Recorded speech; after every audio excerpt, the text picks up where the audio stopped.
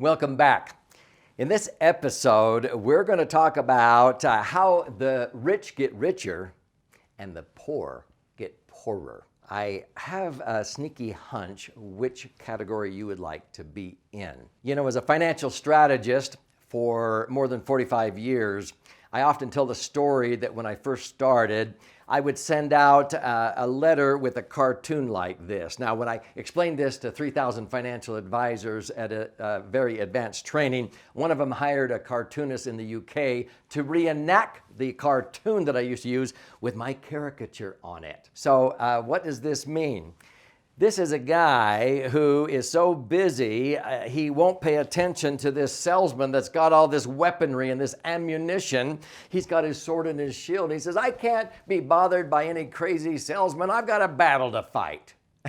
How many times do we go out in life and try to fight the financial battles and try to make our money grow greater than the inflation rate or not be subject to so much in tax and market volatility? And I'm sitting there every time people lose. Hello? Hey, I've got the solution over here. Oh, I'm too busy. I'm making money. I can't be bothered by you, and I have a solution for them. I call it the laser fund. So stay with me in this episode, and you're going to see the difference, why the rich get richer and the poor get poorer, because they never do take the time to get it.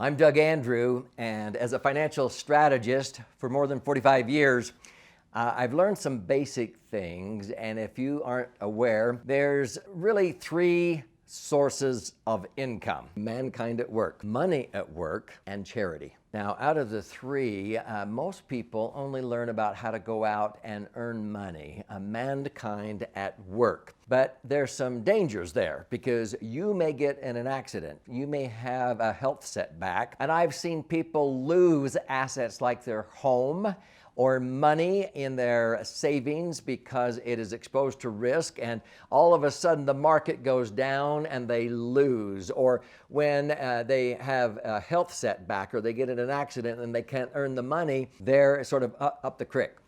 Well, I've learned that money at work works 24/7. It keeps working while you recuperate from an accident, or if you get laid off or you're waiting to find a new job. You know, I helped my two sons, Amron and Aaron, author a best-selling book called Millionaire by 30. How to have your money earning more than you do by age 32. And my publisher, Warner Business Books, realized that most college graduates, by the time they had graduated from college 10 years later, only had a net worth of $15,000 at the time. That was back in 2007. That's pretty pathetic. And so we wrote this book to show how a young college graduate, 10 years after graduation, can very easily have their money earning more than they do by at least age 32 if they graduated from college, let's say at age 22. They should have at least $1 million nest egg, generating $80,000 to $100,000 a year of tax-free cash flow in case they got laid off or they had a job change. What's interesting is that when my father grew up, he was born in 1917. Most of the time in his age group, many people had the same profession for 40, 45, 50 years. I came along, the next generation, and most of my peers had maybe 6 or 7 major career changes in their lifetime.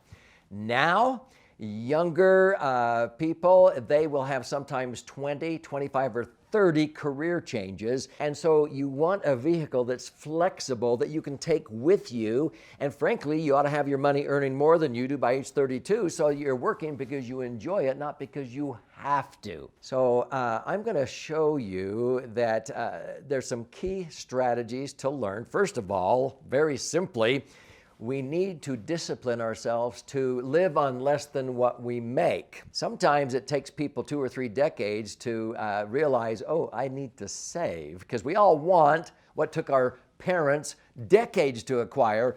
We want the jet skis and the four-wheelers and the side-by-sides right off the bat. And so we go out and we consume. And we think retirement is so far off that we'll start that later. Well, I would recommend you start setting aside money sooner than later because of compound interest and the marvels or miracles of wealth accumulation. So I'm going to show you sort of a bell curve that explains the difference, why the rich get richer and the poor get poorer, and what you can do differently than what a lot of the masses do in this country, America, and actually throughout the world. So I often think of humanity, the population, let's say of the world or the United States, in the form of a bell curve. And this here in the middle is the masses, right? And we have a long tail out this way, and we have a long tail out this way. Now, this was actually in the preface of my third book called Last Chance Millionaire, which we were very honored and blessed. It became a New York Times and Wall Street Journal #1 bestseller the second week it was released in 2007. And this was in the preface or the foreword of that book. What we find is that many people are here, we call them strivers, they are striving to make ends meet. They go out and they learn, they get their education, and they learn how to go out and make money, but unfortunately, we didn't teach them what to do with that money. Hello? And so they're always striving. Sometimes people will always have too much month left at the end of their money. They borrow to consume instead of conserve. And so they're always striving, and as soon as they get a raise, they go out and get a bigger house and get a newer car. And they always just seem to spend whatever their increase is. And so they're always striving, and they never will achieve financial independence. These are the ones that the government was forced to provide Social Security benefits because they would run out of money in retirement. And frankly, Social Security, the FICA that they've withheld from our paychecks, the government owes about $130 trillion in future Social Security and Medicare benefits to the people they withheld it from their paychecks. But do you know that if they stopped withholding FICA and Medicare from current workers' paychecks, they would be out of money in less than a year? And so that is totally contingent upon the upcoming workforce paying for the people they withdrew it from before. Sounds like the definition of a Ponzi scheme, right? But the government gets away with that. Sometimes people begin to arrive at financial discipline. So these are the arrivers.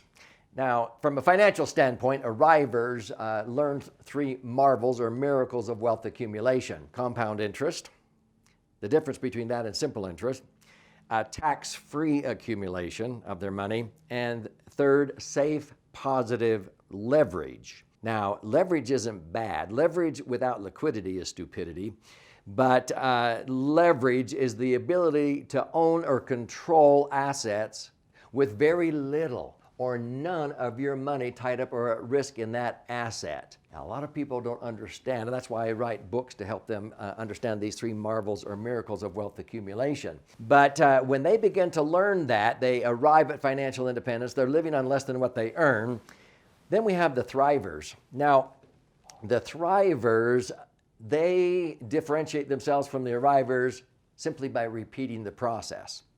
This isn't a one-off. If this works on one investment, home or property or this strategy, it'll work on this one and this one and this one. You repeat the process and the thrivers create mega wealth. Now, unfortunately, a lot of people hit a certain point in their life. It's usually retirement. And if you've heard me very much or watched episodes, I don't like that word. Retire means put out of use. It was created in the Industrial Revolution when they retired worn out equipment, they put it out of use. They decided to start putting worn out people out of use. And when they did that, the life expectancy for the average American was only 7 years. A government worker retiring was 6 years. A military retiree only lived 5 years. And so that's when the Social Security system was designed to only have to pay out benefits an average of 7 years. Well, people are living now with a baby boomer couple. One of you will make it to age 95, and we run up healthcare costs, and that's why the Social Security system that was designed to only have to pay out benefits 7 years is now basically heading for bankruptcy because it can't sustain people who live 20 or 25 years. Well, what happens when all of a sudden you hunker down into a survival mode? You stop doing what you did to thrive, and so you get into the survival mentality, and your wealth dives, your health dives, and people pretty much become self-fulfilling prophecies. They die when they run out of money and out of health. So in this bell curve, you have strivers, arrivers, thrivers, survivors, and divers. For 45 years, my passion and purpose has been to help people like you and those you care about, your children, grandchildren, to continue to thrive from one generation to the next to the next. I have all kinds of stories of people who just dumped their wealth on their kids. They had an entitlement mindset, and I wrote a book called Entitlement Abolition. And the wealth dissipated and disappeared, and by the fourth generation, they were back striving again. It doesn't matter if this is intergenerational or in one lifetime. You want to be in a proactive zone, because most people just sit there in a reactive method, and it's just hope and despair. They're going to outlive their money. I hope I don't outlive my money, and it's miserable, and they become a self-fulfilling prophecy. Over here, this is the proactive zone of predictable results. So my goal for all of the students and mentees that I have in my life is to help them become a thriver and continue to repeat the process and transfer that down to their children and grandchildren into future generations. So what are the three marvels or miracles of wealth accumulation? Number one, compound interest. Now, I like to use the metaphor of an airplane. I used to have a private pilot's license. Just like in order to get airborne, to soar, to fly, financially speaking, you need to overcome the forces of gravity. And so in order to do that, you have to have three opposing forces. So the first is you have to have lift. Lift is like compound interest. You also have to have thrust. Now, I prefer, instead of a propeller engine, that would be like a tax-deferred IRA or 401k, I would like a jet engine. So I don't want tax-deferred, I want tax-free accumulation of my money. And so that's the thrust. But the third force is drag.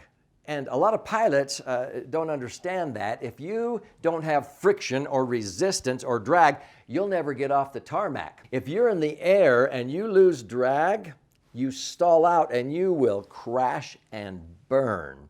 So what is that? Some people view paying interest as a drag. No, it's what makes the world go round. See, it's a win-win situation. I pay interest, like on a home mortgage, in order to earn higher interest, in order to own a home. That's called safe positive leverage. You pay interest sometimes in order to earn higher interest or accumulate wealth. Many, many wealthy people that I have helped, they borrow hundreds of millions of dollars at 3 and 4% tax-deductible interest. It's a net cost of 2, and they put it in a laser fund and earn 10. How much more is 10 than 2? Don't say 8. On $1 million, they make $100,000 while they're paying $20,000 to borrow the money. They're making 5 times.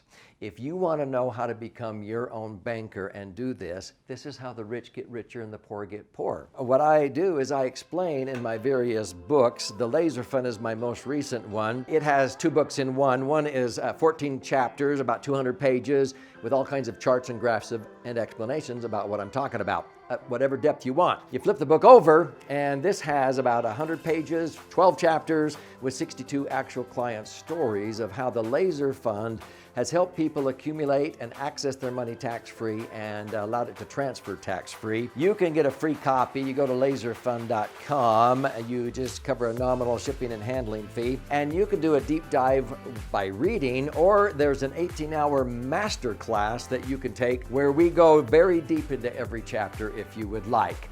But I am most interested in you getting educated so that you can take ownership and you can be among the thrivers, and you will get richer instead of poorer.